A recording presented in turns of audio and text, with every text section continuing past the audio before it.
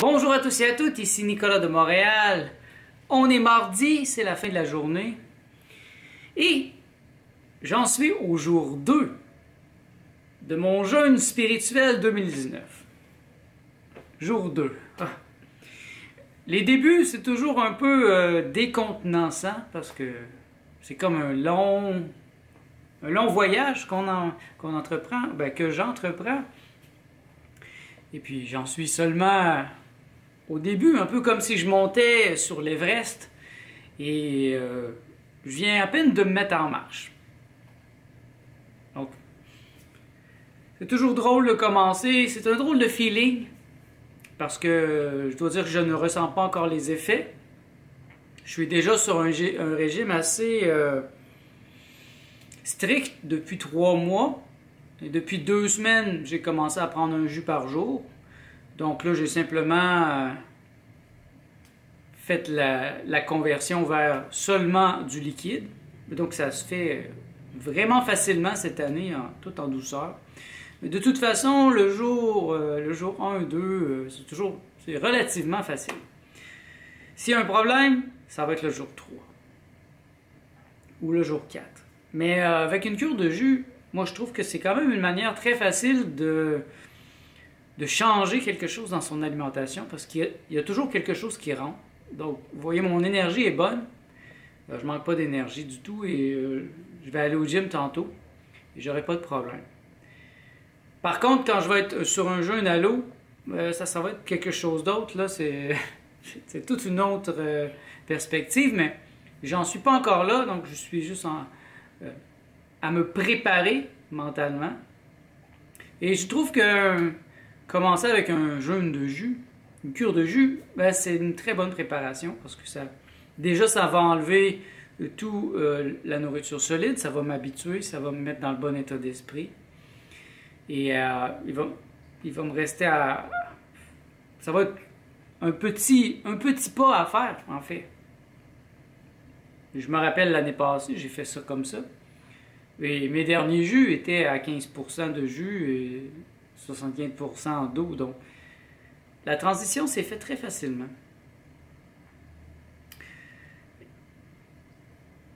Certains vont peut-être demander de la littérature au sujet du jeûne pour se préparer eux aussi, parce que je sais qu'il y a des gens qui se sentent inspirés par la démarche que je fais, par ma pratique. Donc, j'ai 3 livres ici, il y en a plusieurs autres. Vous pourrez en trouver, mais moi, cette année, une grande inspiration est Nutrition, Spiritual Nutrition de Gabriel Cousens. Il y a une section, il y a un chapitre complet sur la nutrition spirituelle, sur le jeûne spirituel, donc Spiritual Fasting. Et ça sera le titre de son prochain livre, que j'ai vraiment hâte de lire. Donc lui, il fait à chaque année, plusieurs fois par année, des cures de jus à son centre. Je pense qu'il y en a un en Israël, il y en a un aux États-Unis. Et ça s'appelle The Tree of Life. Et ça va être généralement des cures de jus vert, de 7 jours ou 10 jours. Pour lui, ça semble assez là, dans le contexte, dans ce qu'il cherche. Ce qu'il cherche vraiment, c'est l'aspect spirituel, l'ouverture du Kundalini. Donc, c'est un professeur aussi de spirituel. C'est un être réalisé, Gabriel Cousens. Donc, il est capable de transmettre la Shaktipat, c'est-à-dire de transmettre l'ouverture de la Kundalini aux gens qui vont là. Et étant dans le jeûne, ils sont dans un état beaucoup plus réceptif. Le corps est beaucoup plus sensible et il y a beaucoup d'énergie qui peuvent remonter au niveau essentiel et qui peuvent être distribuées dans la spiritualité. J'ai un autre livre aussi qui parle beaucoup de ça, ça s'appelle The Detox Miracle Source Book. Je crois que je l'ai vu en français, je crois qu'il existe en français, par Robert Morse. Extrêmement dense comme livre, beaucoup trop d'informations à mon goût même, ça va dans les mini détails, mais je pense que vous trouverez beaucoup d'informations là-dedans.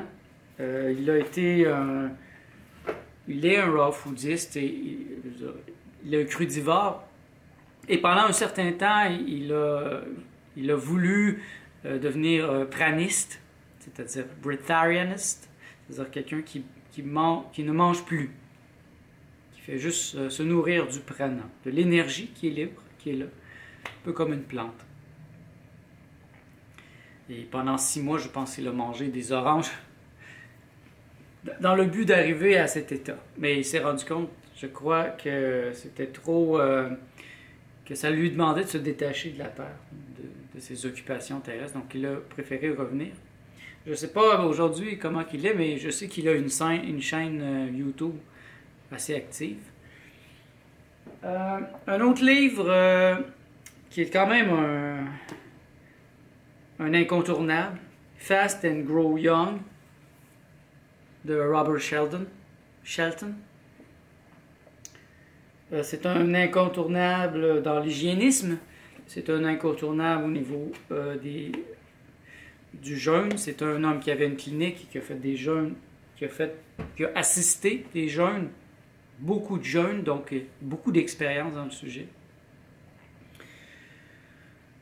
Mais il n'y a rien qui vaut l'expérimentation, ça vous vous en doutez. Vous pouvez étudier autant que vous voulez, mais si vous ne le faites pas vous-même, vous ne le saurez jamais. C'est la même chose pour n'importe quoi. La semaine passée, je suis allé dans un cercle d'intégration psychédélique où on parle des psychédéliques, de nos expériences. Et puis, il y a toujours des gens comme ça qui n'ont jamais rien pris, puis qui posent plein de questions, mais s'ils ne le prennent pas, ils ne sauront jamais. Une connaissance intellectuelle ne vaut rien sans le vécu, sans l'expérience vécue. Je ne vous dis pas de faire comme moi, je sais que c'est un peu fou. Mais pourquoi pas faire une journée? Une journée de jeûne, 24 heures. C'est toujours un début. Moi, j'ai commencé par ça, des jeûnes de 24 heures. Et cette année, je veux appliquer des trucs que Gabriel Cousens donne dans son livre. J'ai ici en bas un gym, donc je vais profiter du gym. L'année passée, je n'allais pas au gym, j'arrêtais le gym dès que je commençais, mais le gym était à 15 minutes de chez moi, il fallait que je m'y rende. Et là, j'ai juste à descendre un ascenseur, le gym est là. Donc, je vais vraiment me forcer à aller au gym, à continuer de m'entraîner, mais beaucoup moins. C'est sûr qu'après 20 jours de jeûne à l'eau, j'aurais plus autant d'énergie, mais j'ai vu des documentaires sur le sujet où les gens étaient amenés à le faire, donc à faire quand même de l'exercice, à bouger, parce que ça fait bouger la lymphe. Il suggère d'aller dans un spa. Heureusement, j'ai un spa ici aussi au gym, donc je pense que je vais aller au gym et je vais aller un peu au spa pour faire sortir les toxines, la sueur. Il suggère des énémas. Ça, je ne sais pas si je vais le faire. Un énéma, c'est de se rentrer de l'eau. Il faut rentrer un tube dans notre anus et faire rentrer de l'eau à la tiède et la laisser là un peu et puis la faire ressortir. Donc, il est dit que ça nettoie.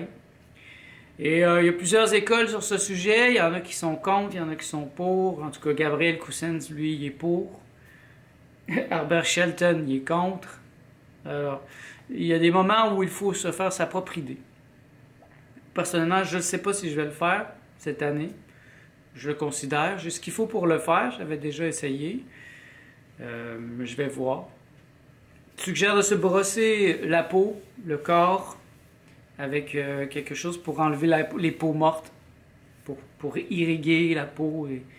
Donc, gardez beaucoup la propreté des bains de soleil. Heureusement, cette année, de mon 29e étage, j'ai du soleil. Donc, même s'il fait froid dehors, de toute façon, depuis une semaine et demie, j'ai déjà commencé à faire des bains de soleil. Je me mets nu dans mon salon et je me fais... Est-ce que ça bronze? Je ne le sais pas, mais je prends du soleil à travers la fenêtre. Et je dois dire que ça fait du bien après un long hiver québécois. C'est quelque chose qui m'avait beaucoup manqué à l'autre appartement. Mon ancien appartement, j'étais au premier niveau, j'avais pratiquement pas de lumière. J'avais pas de lumière directe qui rentrait dans ma maison. J'aurais jamais pu me faire bronzer nu en arrière, j'avais trop de voisins. Mais ici, disons que j'ai aucun voisin qui peut me voir ici. Au 29e étage, j'ai un immeuble en face de 30 étages en parallèle. Donc, il n'y a personne qui peut me voir et ça me fait le plus grand des biens. J'ai des choses que je n'avais pas compris les premières années. Par exemple, un jeûne à l'eau, c'est un jeûne à l'eau. Donc, pas de café, pas de thé. Les tisanes, c'est possible parce que c'est juste une plante, mais pas de sucre. Pas de sucre dans ma tisane, pas de sel. Idéalement, juste de l'eau. Juste de l'eau. C'est plus facile de cesser tout que de commencer de cesser à moitié. Comme la première année, j'ai pris du café. J'ai passé à travers quand même, et c'est mieux que rien, bien sûr. Mais dans les livres que j'ai lus, il y a des écoles de pensée, et puis je crois en celles où quand on s'embarque dans une cure, un jeûne à l'eau, bien, il faut le faire pour de vrai. Puis il faut bénir aussi, ça c'est quelque chose que j'ai pas vu dans la majorité des livres. Je l'ai vu bien sûr dans le livre de Gabriel Cousin, et ça va dans le sens de mes idées à moi aussi, donc tout l'aspect spirituel. Je pourrais vous parler plus en détail à travers les prochaines vidéos de ma pratique spirituelle, qui est déjà expliquée dans le document ici en bas. Dans la description, vous allez voir mon plan de nutrition spirituelle 2019 en PDF. Je vous suggère de le télécharger. Je donne les exercices que je fais. Une partie des exercices, il faudrait que je le mette à jour. Et les références dans les livres que j'ai lus pour aller dans cette direction. La majorité des exercices spirituels que je fais viennent des livres de Daniel Meroy. En particulier, le matin, je fais du pranayama. Le pranayama, c'est un exercice de respiration. Donc, 20 minutes de pranayama. Et après ça, 10 minutes d'ouverture. C'est du nettoyage des nadis, des chakras. Irrigation des nadis. Les nadis, ce sont les petits circuits énergétiques qui traversent tout le corps humain. Donc, par des visualisations, je les mets en branle, je les mets en marche et j'ouvre mon cœur aussi. Je fais tourner le chakra du cœur. Et le soir, j'ai un exercice qui est tiré du livre de Daniel Meroy, La méthode du maître.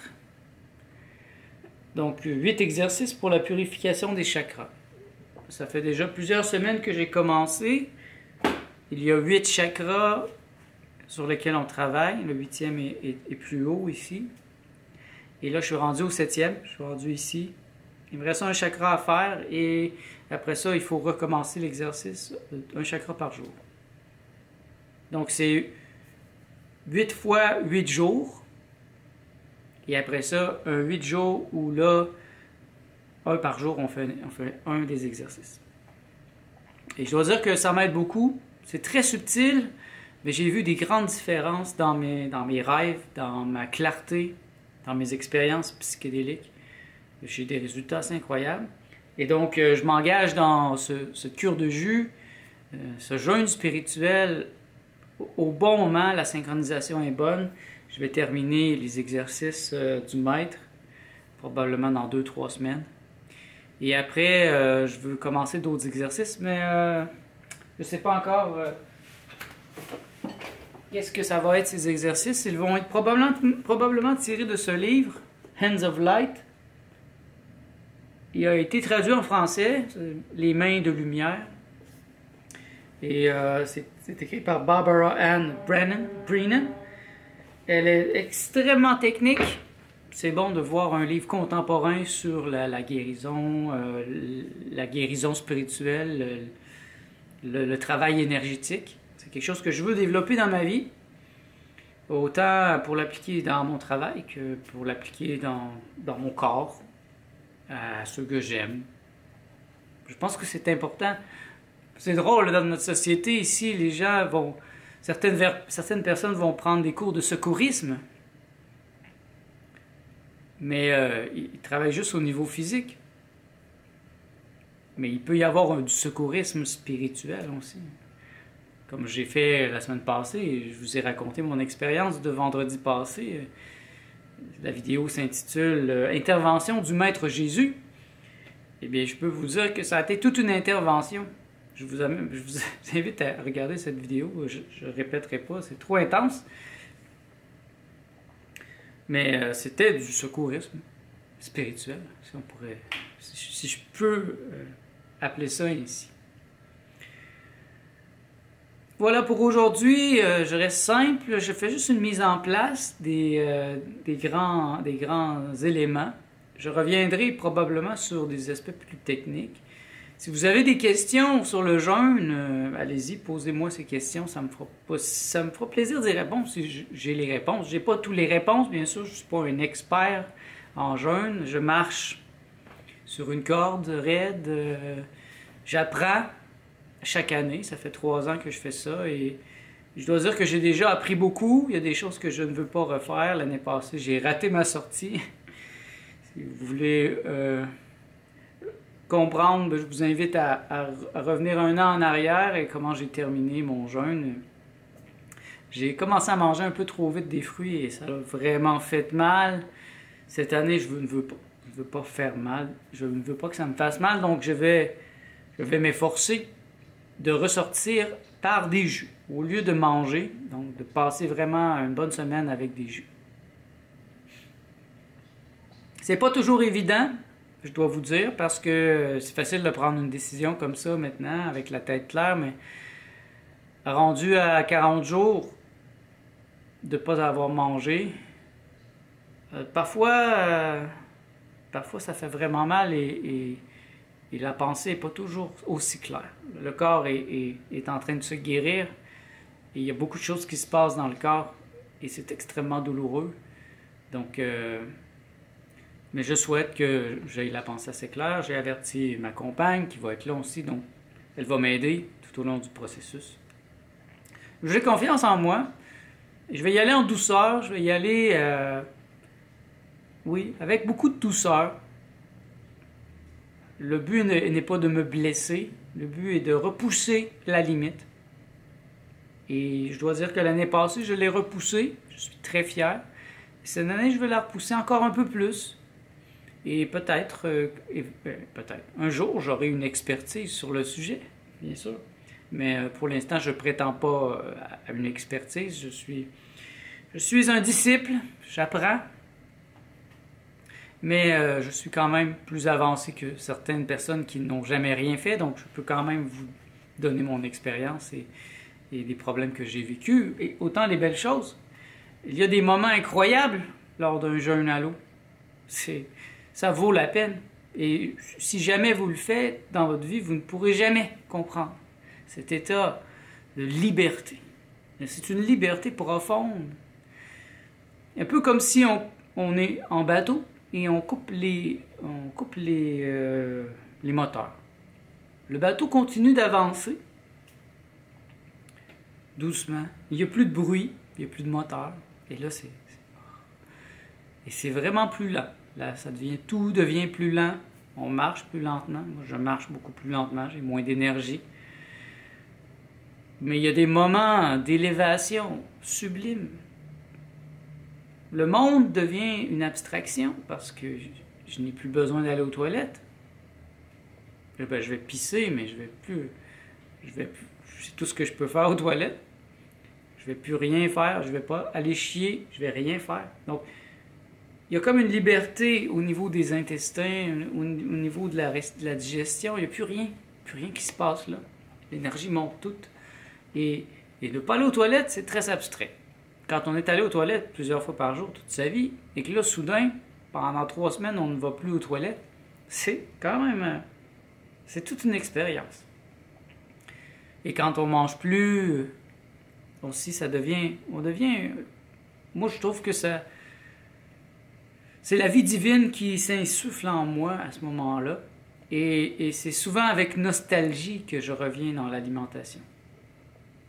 Parce que ça fait trop mal, je reviens, mais j'aurais pas le goût de revenir. Parce que l'aspect positif, l'état d'esprit, l'état d'être est tellement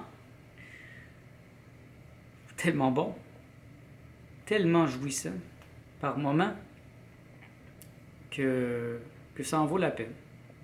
Et surtout cette année, en ajoutant à l'aspect spirituel, une pratique très, très intense. Je suis vraiment curieux de vers où je peux me rendre. Pourquoi pas le nirvana? Pourquoi pas l'ouverture du kundalini? C'est vraiment un objectif. La moksha, on peut dire, comme les Indiens peuvent dire, la moksha, c'est devenir Dieu, complètement entrer dans le vide, qui est le plein, l'absolu, pour plusieurs heures. On va voir. On va voir. Je vous demande de me bénir.